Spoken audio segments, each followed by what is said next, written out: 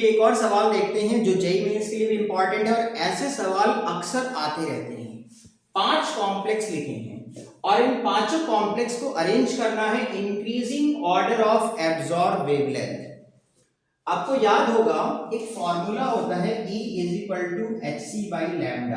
अगर energy strength ज्यादा है किसी लिगेंड की तो वेवलेंथ कम एब्जॉर्ब करेगा। तो देखिएगा पहले मैं आपको स्पेक्ट्रोकेमिकल सीरीज के according increasing order of strength बताता हूं, एनर्जी बताता हूं। ये कौन सा ऑर्डर है?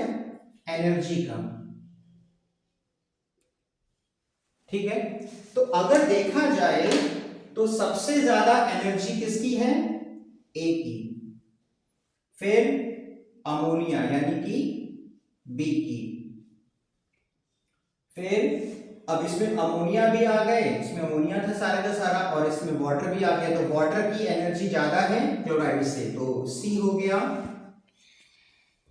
और उसके बाद अमोनिया और क्लोराइड यानी कि डी, और इसकी एनर्जी क्यों है सबसे कम? क्योंकि ये टेट्राहेड्रल कॉम्प्लेक्स है और टेट्राहेड्रल कॉम्प्लेक्स के लिए crystal field splitting energy octahedral से कम होगी। ये सारे ऑक्टाहेड्रल है, ये टेट्राहेड्रल है, तो टेट्राहेड्रल के लिए CFSE की वैल्यू कम आती है तो सबसे कम एनर्जी, तो जिसकी एनर्जी कम उसकी वेवलेंथ ज्यादा एब्जॉर्ब करेगा, यानी आंसर हो जाएगा A,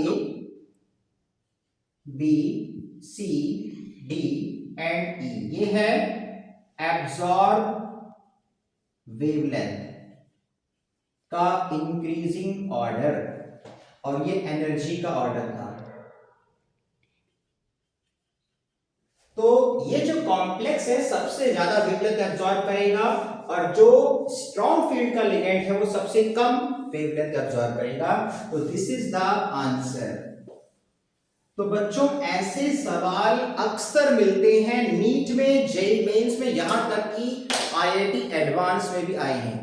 तो इसकी अच्छे से प्रैक्टिस करिए, स्पेक्ट्रोकेमिकल सीरीज प्रॉपर याद होनी चाहिए क्योंकि तभी आप एनर्जी का ऑर्डर अरेंज कर पाएंगे और उसके बाद उसका रिवर्स करके वेवलेंथ निकाल लेंगे। तो ध्यान रखिएगा ऐसे सवाल इंपॉर्टेंट होते हैं। Thank you.